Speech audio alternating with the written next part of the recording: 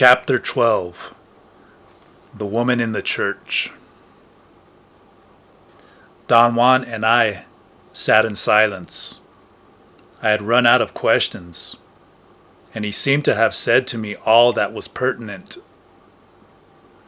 It could not have been more than 7 o'clock, but the plaza was unusually deserted. It was a warm night. In the evenings in that town, people usually meandered around the plaza until 10 or 11. I took a moment to reconsider what was happening to me. My time with Don Juan was coming to an end. He and his party were going to fulfill the sorcerer's dream of leaving this world and entering into inconceivable dimensions. On the basis of my limited success in dreaming, I believed that their claims were not illusory, but extremely sober, although contrary to reason. They were seeking to perceive the unknown, and they had made it. Don Juan was right in saying that by inducing a systematic displacement of the assemblage point, dreaming liberates perception, enlarging the scope of what can be perceived. For the sorcerers of his party, dreaming had not only opened the doors of other perceivable worlds, but prepared them for entering into those realms in full awareness. Dreaming for them had become ineffable, unprecedented, something whose nature and scope could only be alluded to, as when Don Juan said that it is the gateway to the light and to the darkness of the universe.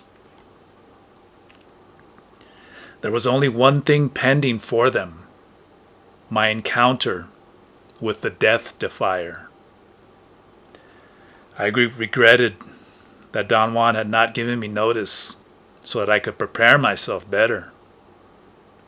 But he was a Nahual who did everything of importance on the spur of the moment, without any warning. For a moment, I seemed to be doing fine, sitting with Don Juan in that park, waiting for things to develop. But then, my emotional stability suffered a downward swing, and in the twinkle of an eye, I was in the midst of a dark despair. I was assailed by petty considerations about my safety, my goals, my hopes in the world, my worries. Upon examination, however, I had to admit that perhaps the only true worry I had was about my 3 cohorts in Don Juan's world. Yet, if I thought it out, even that was no real worry to me. Don Juan had taught them to be the kind of sorceresses who always knew what to do, and, most important, he had prepared them always to know what to do with what they knew. Having had all the possible worldly reasons for feeling anguish stripped off me a long time ago, all I had been left with was concern for myself. And I gave myself to it shamelessly. One last indulging for the road. The fear of dying at the hands of the Death Defier. I became so afraid that I got sick to my stomach. I tried to apologize, but Don Juan laughed. "You're not in any way unique at barfing out of fear," he said. "When I met the Death Defier, I wet my pants, believe me."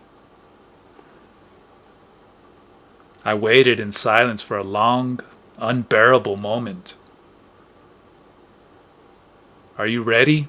he asked. I said yes, and he added, standing up, "Let's go then. and find out how you are going to stand up in the firing line. He led the way back to the church. To the best of my ability, all I remember of that walk to this day is that he had to drag me bodily the whole way.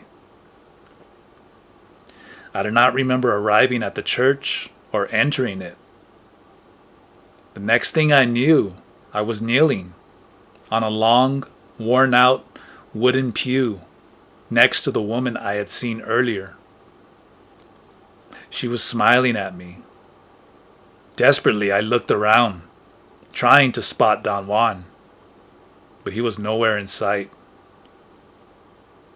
I would have flown like a bat out of hell had the woman not restrained me by grabbing my arm.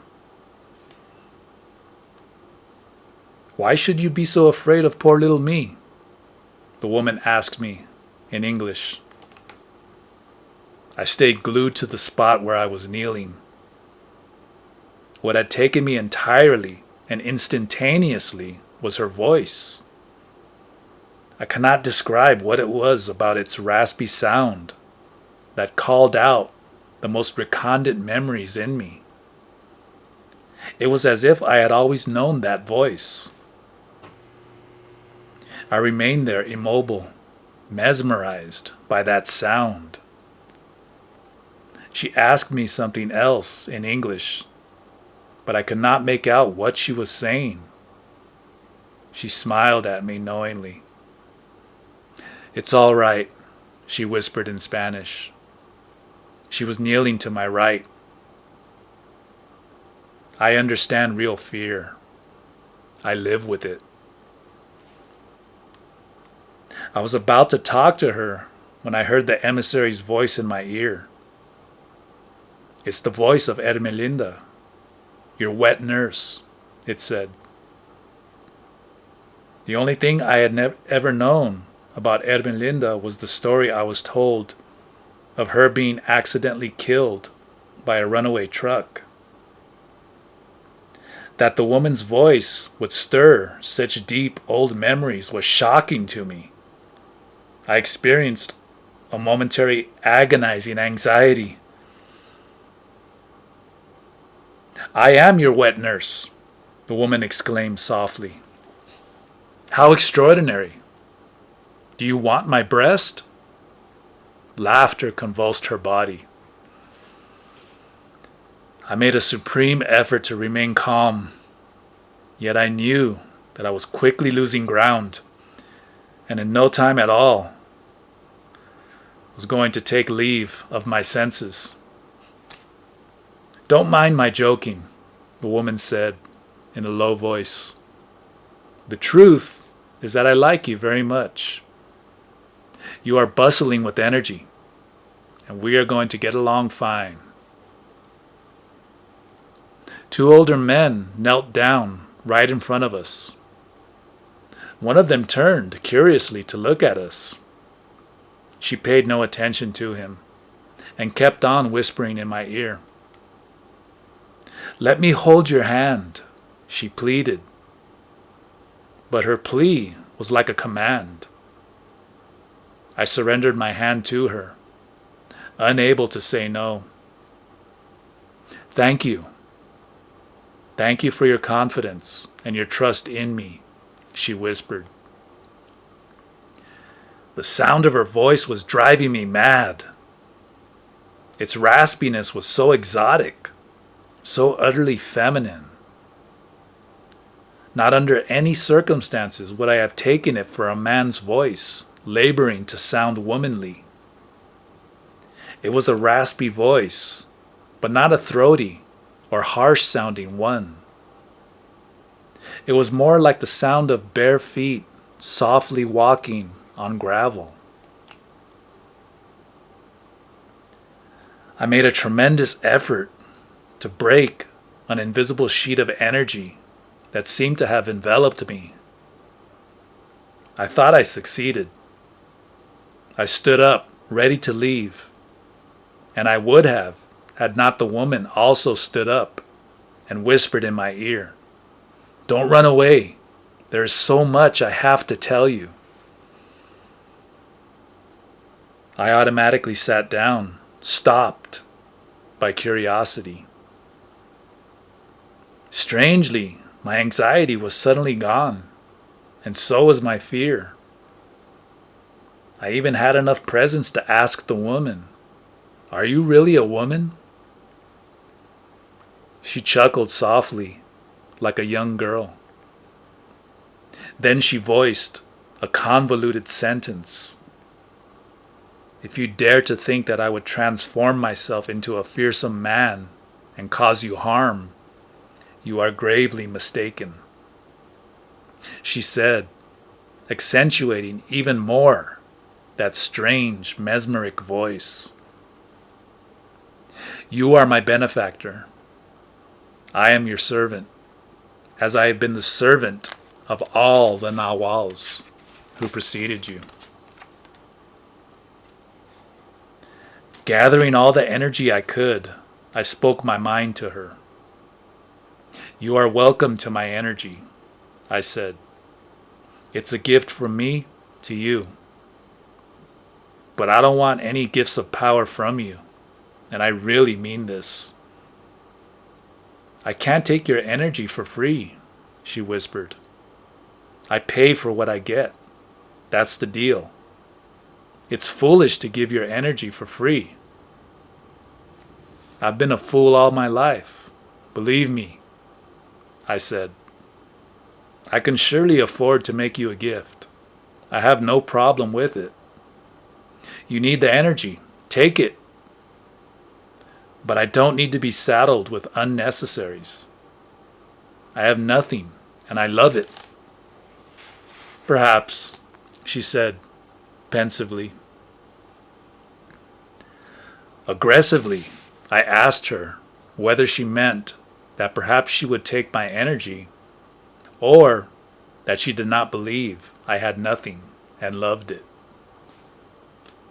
She giggled with delight and said that she might take my energy since I was so generously offering it, but that she had to make a payment.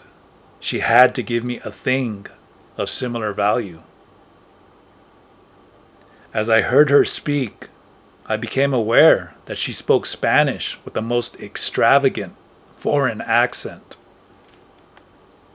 She added an extra phoneme to the middle syllable of every word. Never in my life had I heard anyone speak like that. "Your accent is quite extraordinary," I said. "Where is it from?" "From nearly eternity," she said, and sighed. We had begun to connect. I understood why she sighed. She was the closest thing to permanent, while I was temporary. That was my advantage. The Death Defier had worked herself into a corner, and I was free. I examined her closely. She seemed to be between 35 and 40 years old.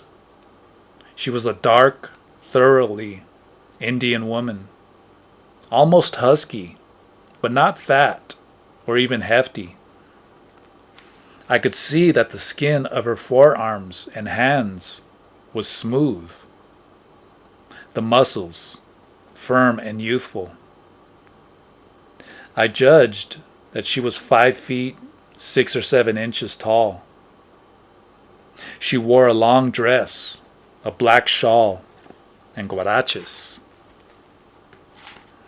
In her kneeling position, I could also see her smooth heels and part of her powerful calves. Her midsection was lean. She had big breasts that she could not, or perhaps did not want to hide under her shawl.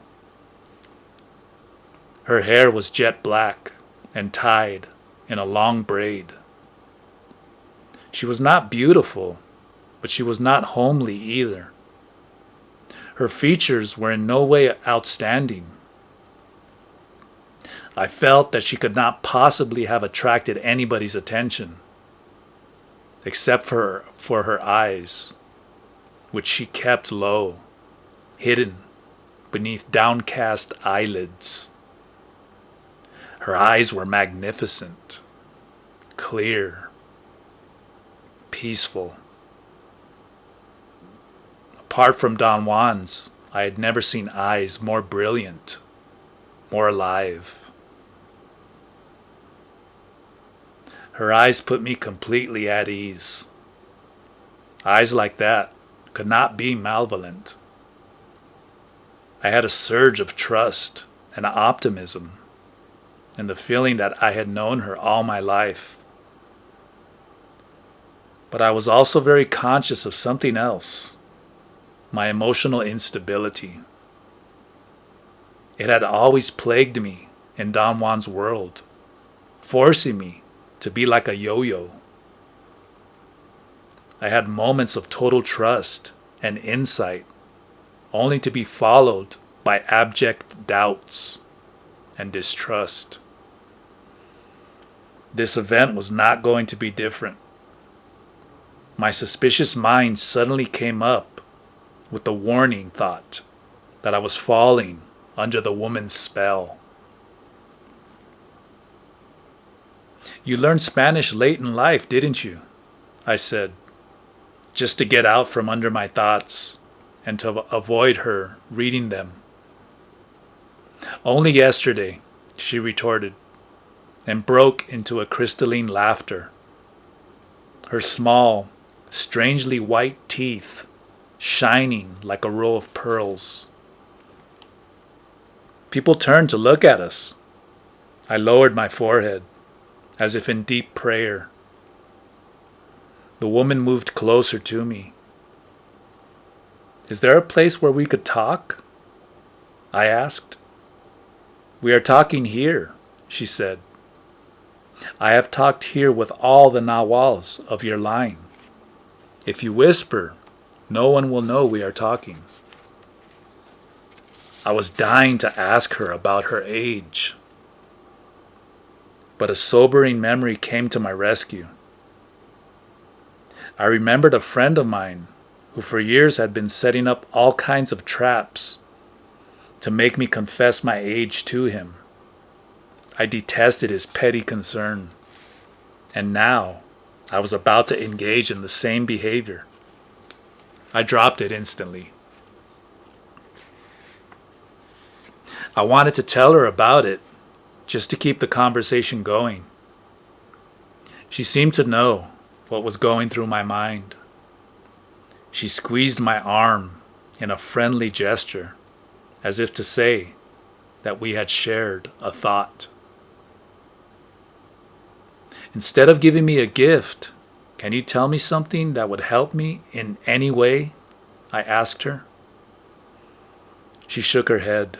"No," she whispered. "We are extremely different, more different than I believed possible."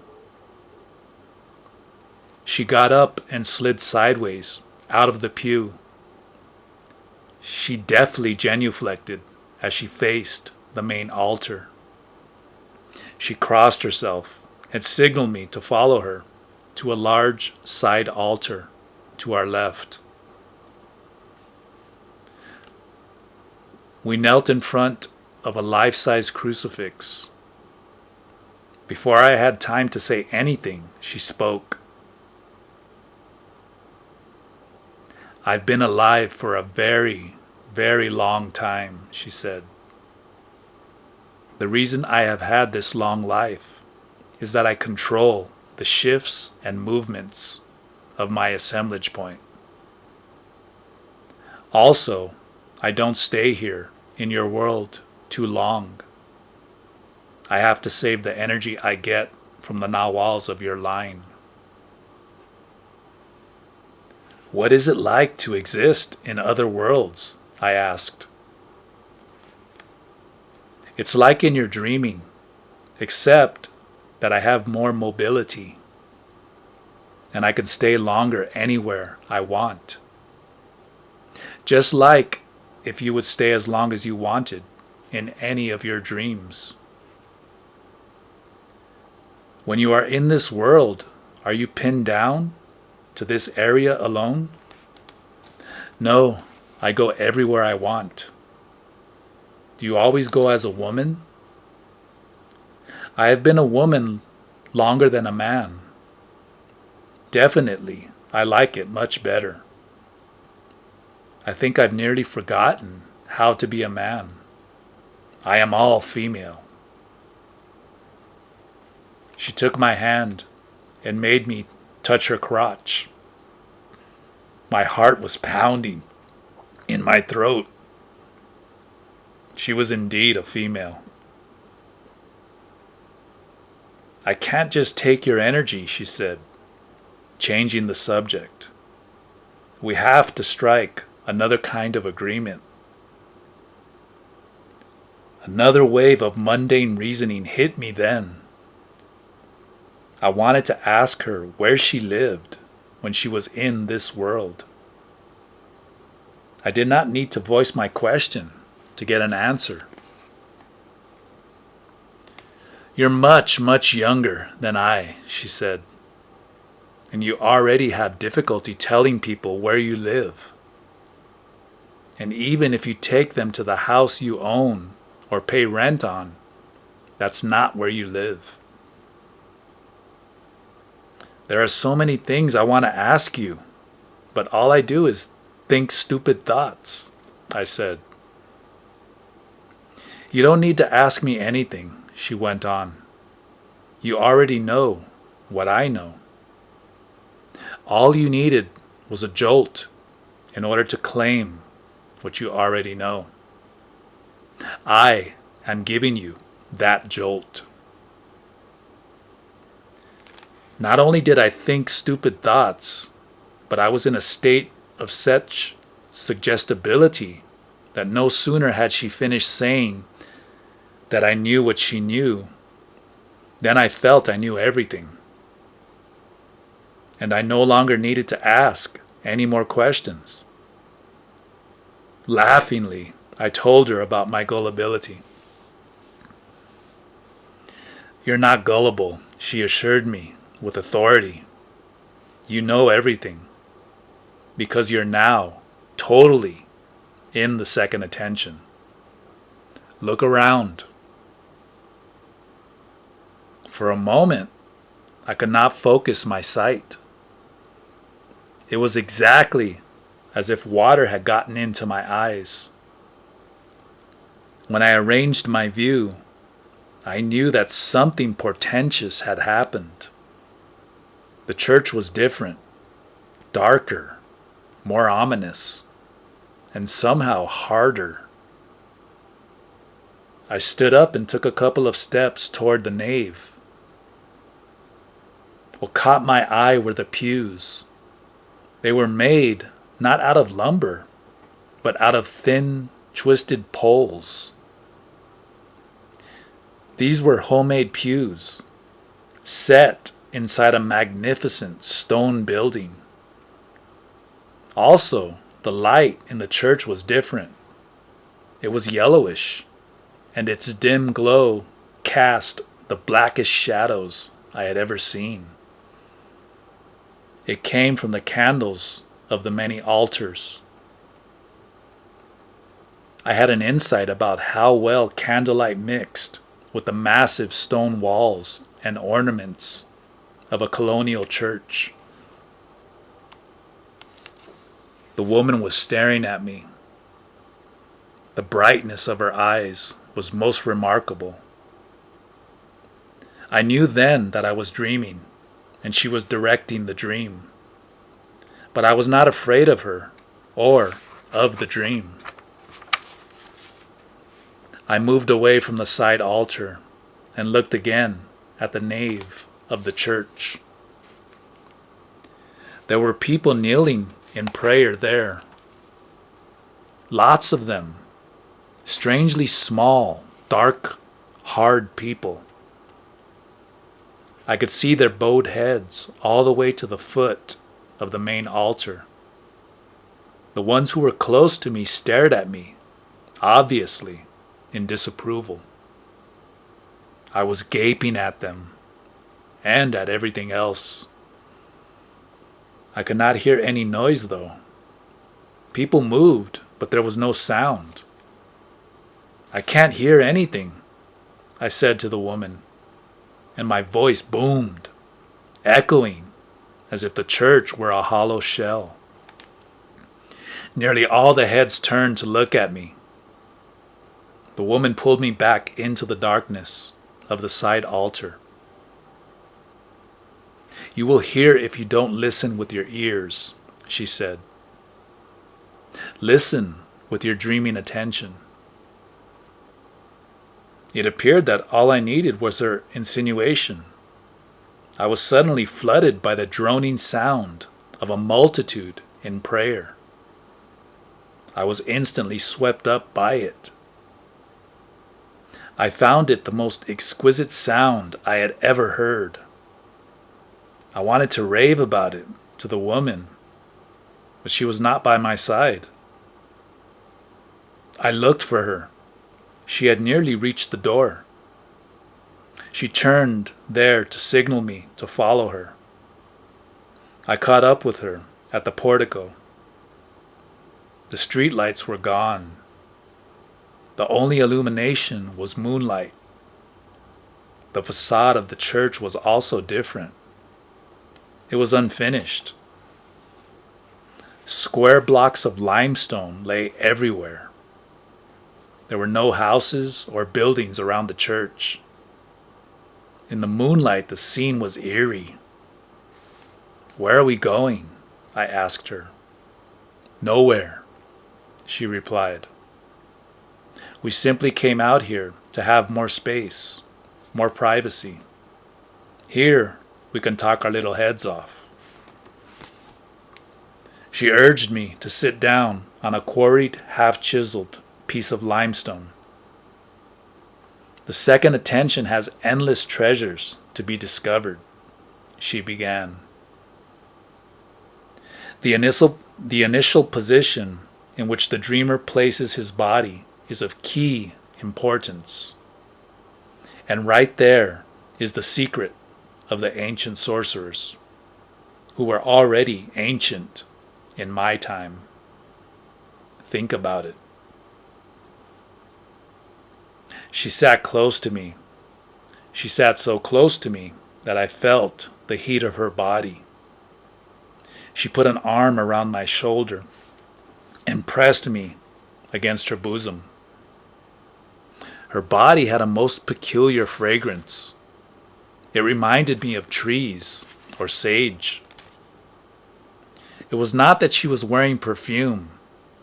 Her whole being seemed to exude that characteristic odor of pine forests. Also, the heat of her body was not like mine or like that of anyone else I knew. Hers was a cool, mentholated heat, even, balanced. The thought came to my mind was that her heat would press on relentlessly, but knew no hurry. She began then to whisper in my left ear. She said that the gifts she had given to the nawals of my line had to do with what the old sorcerers used to call the twin positions. That is to say, the initial position in which a dreamer holds his physical body to begin dreaming is mirrored by the position in which he holds his energy body in dreams to fixate his assemblage point on any spot of his choosing. "The two positions make a unit," she said. And it took the old sorcerers thousands of years to find out the perfect relationship between any two positions. She commented with a giggle that the sorcerers of today will never have the time or the disposition to do all that work, and that the men and women of my line were indeed lucky to have her to give them such gifts. Her laughter had a most remarkable crystalline sound. I had not quite understood her explanation of the twin positions. Boldly, I told her that I did not want to practice those things, but only know about them as intellectual possibilities. "What exactly do you want to know?" she asked softly.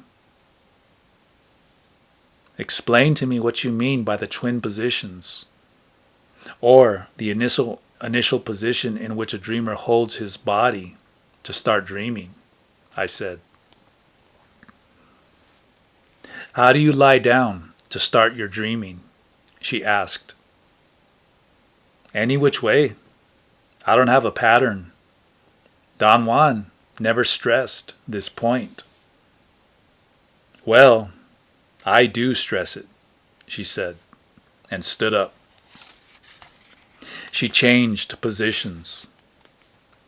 She sat down to my right and whispered in my other ear that in accordance with what she knew, the position in which one places the body is of utmost importance. She proposed a way of testing this by performing an extremely delicate but simple exercise.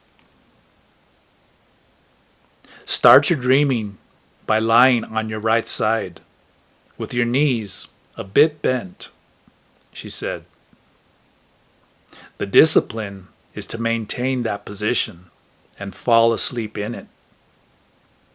In dreaming, then, the exercise is to dream that you lie down in exactly the same position and fall asleep again." "What does that do?" I asked. "It makes the assemblage point stay put.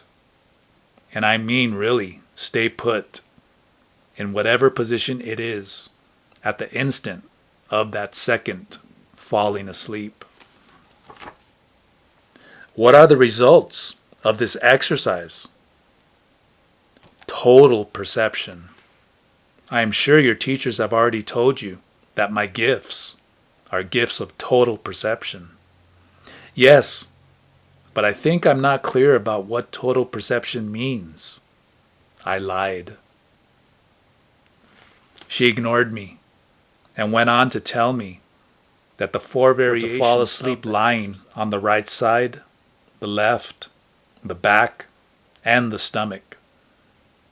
Then, in dreaming, the exercise was to dream of falling asleep a second time in the same position as the dreaming had been started.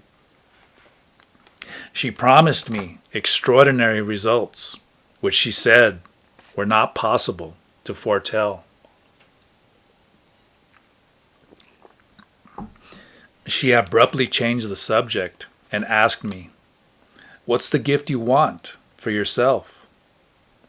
"No gift for me. I've told you that already. I insist. I must offer you a gift, and you must accept it. That is our agreement." "Our agreement is that we give you energy, so take it from me. This one's on me, my gift to you."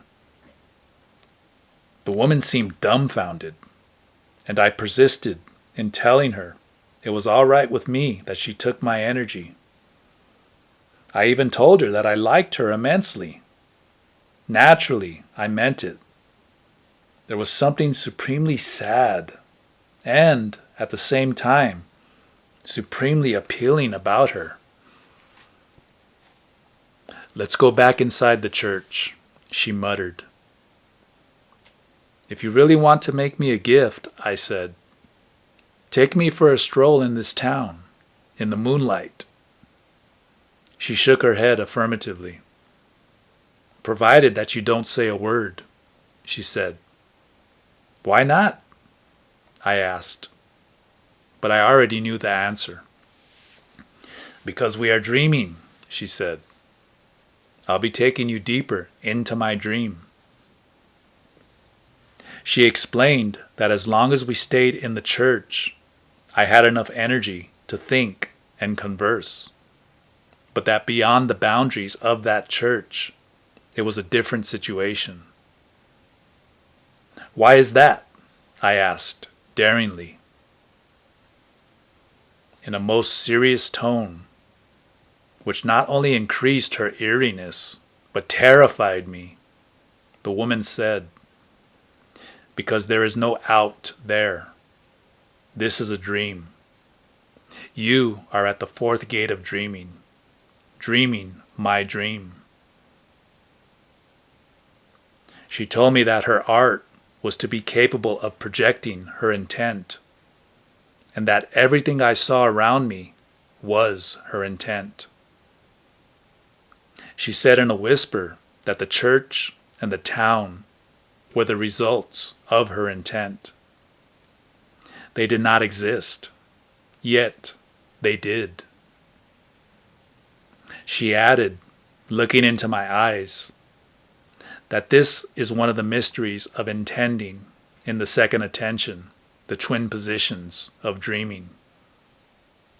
It can be done, but it cannot be explained or comprehended. She told me then that she came from a line of sorcerers who knew how to move about in the second attention by projecting their intent. Her story was that the sorcerers of her line practiced the art of projecting their thoughts in dreaming in order to accomplish the truthful reproduction of any object or structure or landmark or scenery of their choice. She said that the sorcerers of her line used to start by gazing at a simple object and memorizing every detail of it.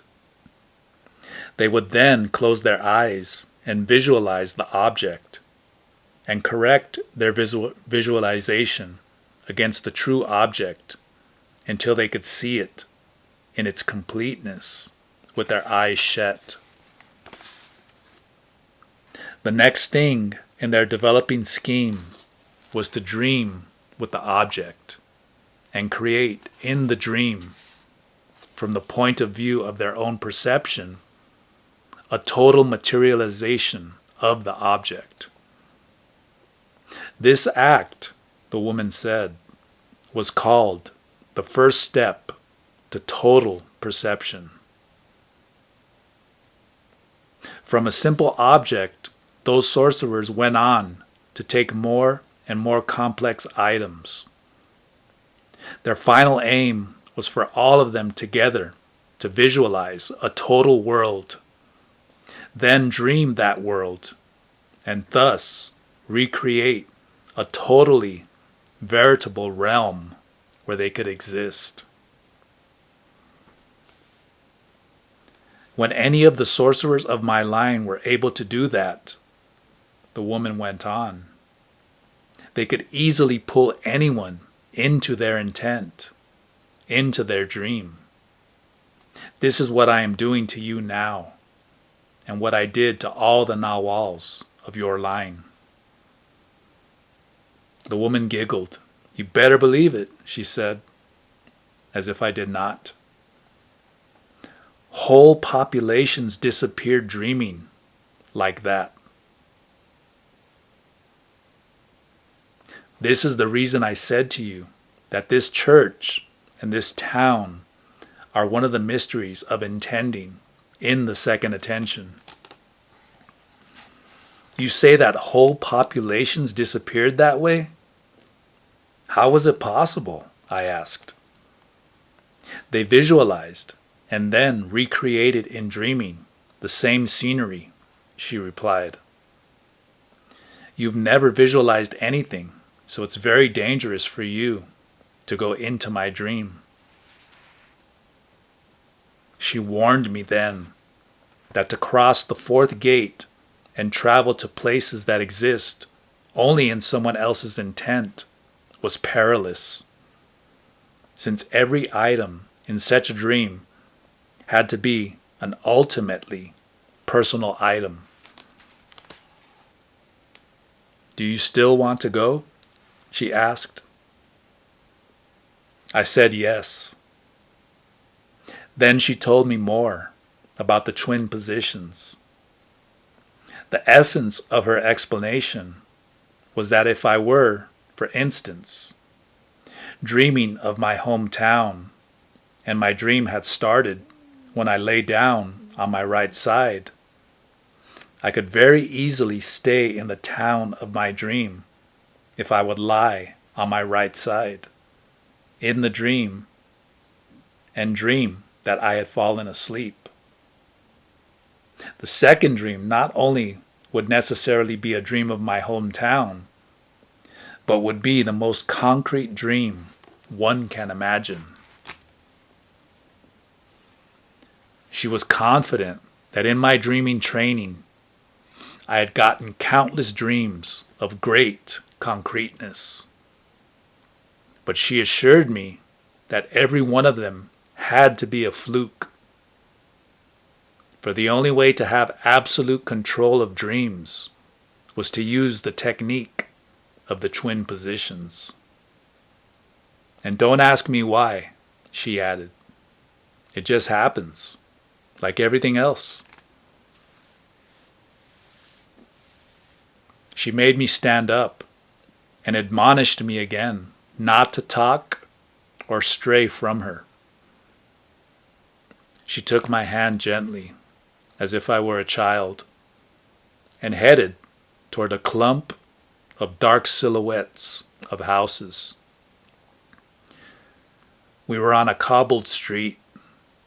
Hard river rocks had been pounded edgewise into the dirt. Uneven pressure had created uneven surfaces. It seemed that the cobblers had followed the contours of the ground without bothering to level it. The houses were big, whitewashed, one-story, dusty buildings with tiled roofs. There were people meandering quietly. Dark shadows inside the houses gave me the feeling of curious but frightened neighbors gossiping behind doors. I could also see the flat mountains around the town. Contrary to what had happened to me all along in my dreaming, my mental processes were unimpaired. My thoughts were not pushed away by the force of the events in the dream. And my mental calculations told me I was in the dream version of the town where Don Juan lived, but at a different time. My curiosity was at its peak. I was actually with the Death Defier in her dream.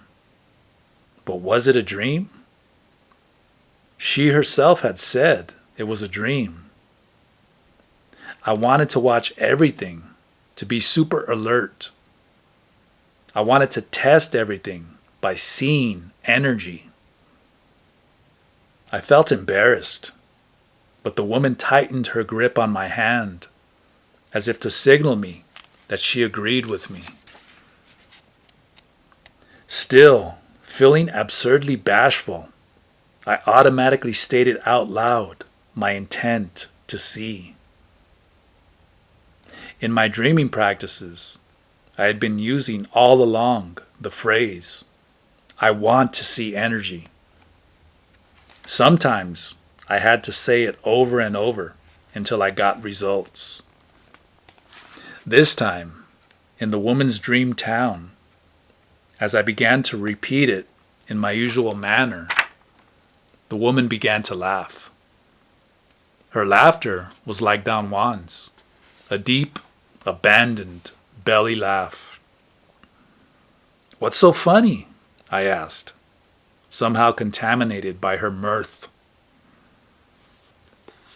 "Juan Matus doesn't like the old sorcerers in general, and me in particular," the woman said between fits of laughter.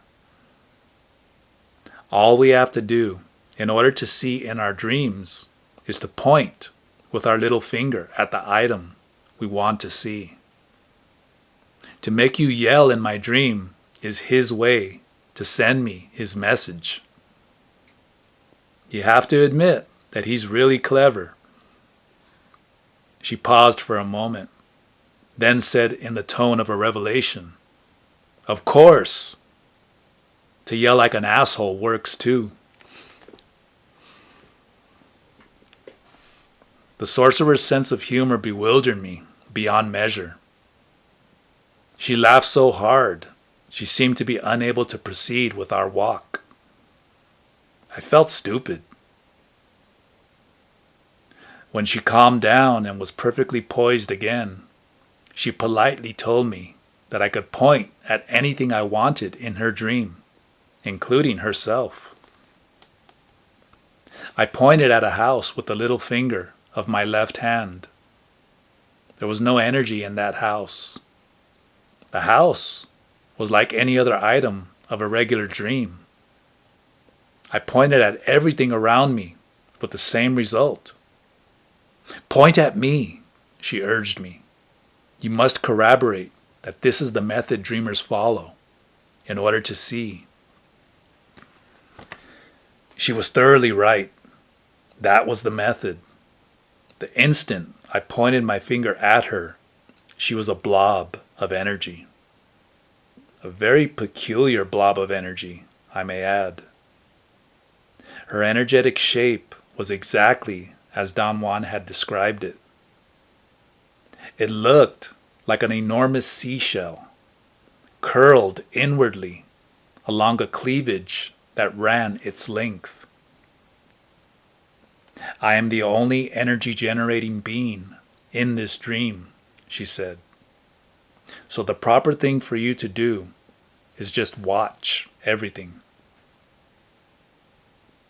At that moment, I was struck for the first time by the immensity of Don Juan's joke. He had actually contrived to have me learn to yell in my dreaming so that I could yell in the privacy of the Death Defier's dream. I found that touch so funny that laughter spilled out of me in suffocating waves. "Let's continue our walk," the woman said softly, when I had no more laughter in me. There were only two streets that intersected. Each had 3 blocks of houses. We walked the length of both streets, not once, but 4 times. I looked at everything and listened with my dreaming attention for any noises. There were very few, only dogs barking in the distance, or people speaking in whispers as we went by. The dog barking brought me an unknown and profound longing. I had to stop walking. I sought relief by leaning my shoulder against the wall. The contact with the wall was shocking to me.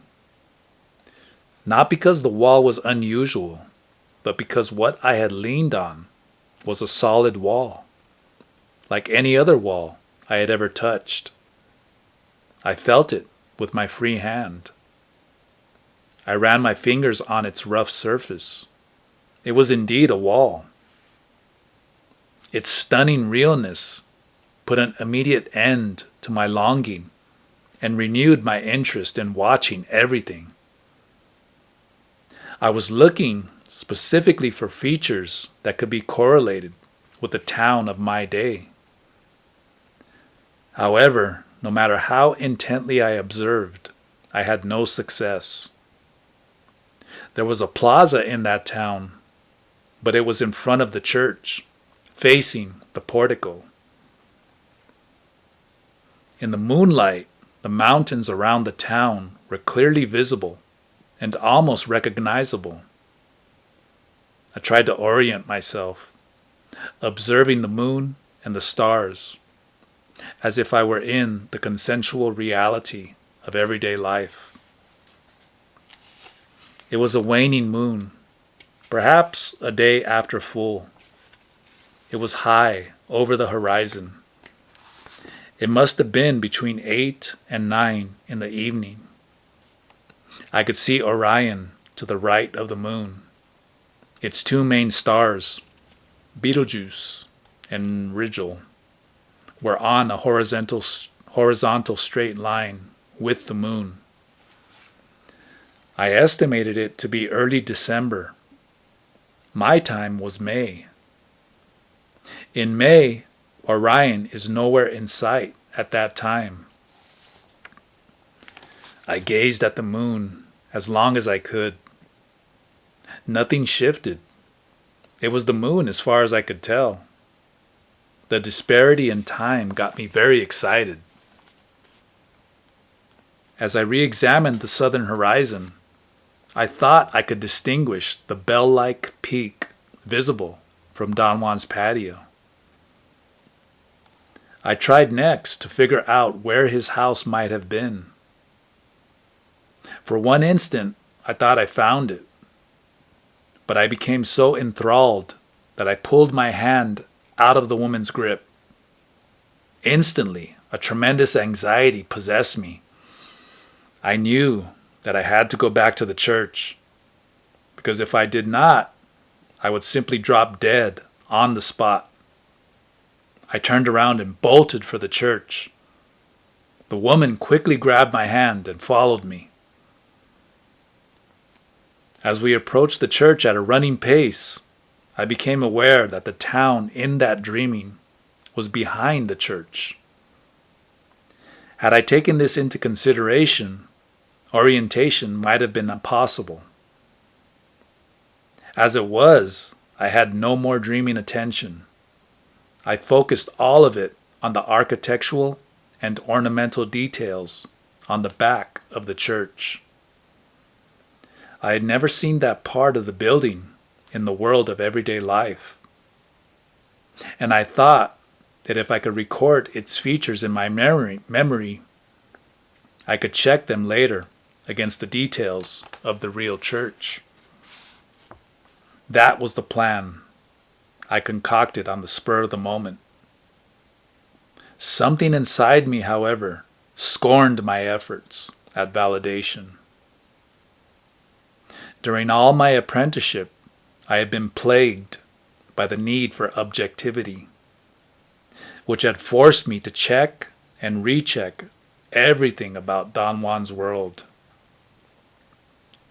Yet it was not validation per se that was always at stake, but the need to use this drive for objectivity as a crutch to give me protection at the moments of most intense cognitive disruption, when it was time to check what I had validated. I never went through with it. Inside the church, the woman and I knelt in front of the small altar on the left side, where we had been. And the next instant, I woke up in the well-illuminated church of my day. The woman crossed herself and stood up. I did the same automatically. She took my arm and began to walk toward the door. Wait, I said, and was surprised that I could talk. I could not think clearly, yet I wanted to ask her a convoluted question. What I wanted to know was how anyone could have the energy to visualize every detail of a whole town. Smiling, the woman answered my unvoiced question. She said that she was very good at visualizing because after a lifetime of doing it, she had many lifetimes to perfect it. She added that the town I had visited and the church where we had talked were examples of her recent visualizations. The church was the same church where Sebastian had been a sexton. She had given herself the task of memorizing every detail of every corner of that church and that town, for that matter, out of a need to survive. She ended her talk with a most disturbing afterthought. Since you know quite a bit about this town, even though you never tried to visualize it, she said, you are now helping me to intend it. I bet you won't believe me if I tell you that this town you are looking at now doesn't really exist outside your intent and mine. She peered at me and laughed at my sense of horror, for I had just fully realized what she was saying. Are we still dreaming? I asked, astonished. We are, she said. But this dreaming is more real than the other, because you're helping me. It is not possible to explain it beyond saying that it is happening. Like everything else, she pointed all around her. There is no way to tell how it happens, but it does. Remember always what I've told you. This is the mystery of intending in the second attention. She gently pulled me closer to her. Let's stroll to the plaza of this dream, she said. But perhaps I should fix myself a little bit, so you'll be more at ease. I looked at her uncomprehendingly, and she expertly changed her appearance. She did this with very simple, mundane maneuvers. She undid her long skirt, revealing the very average mid-calf skirt she was wearing underneath. She then twisted her long braid into a chignon and changed from her guaraches into inch-heel shoes she had in a small cloth sack. She turned over her reversible black shawl to reveal a beige stole. She looked like a typical middle-class Mexican woman from the city, perhaps on a visit to that town. She took my arm with a woman's aplomb and led the way to the plaza. What happened to your tongue? She said in English. Did the cat eat it? I was totally engrossed in the unthinkable possibility that I was still in a dream. What is more, I was beginning to believe that if it were true, I ran the risk of never waking up. In a nonchalant tone that I could not recognize as mine, I said, I didn't realize until now that you spoke in English to me before. Where did you learn it? In the world out there. I speak many languages. She paused and scrutinized me. I've had plenty of time to learn them. Since we're going to spend a lot of time together, I'll teach you my own language sometime. She giggled, no doubt at my look of despair. I stopped walking. Are we going to spend a lot of time together? I asked, betraying my feelings. Of course, she replied in a joyful tone. You are, and I should say very generously, going to give me your energy for free. You said that yourself, didn't you? I was aghast. What's the problem? The woman asked, shifting back into Spanish. Don't tell me that you regret your decision. We are sorcerers. It's too late to change your mind. You are not afraid, are you? I was again more than terrified. But If I had been put on the spot to describe what terrified me, I would not have known. I was certainly not afraid of being with the Death Defier in another dream, or of losing my mind, or even my life. Was I afraid of evil? I asked myself. But the thought of evil could not withstand examination.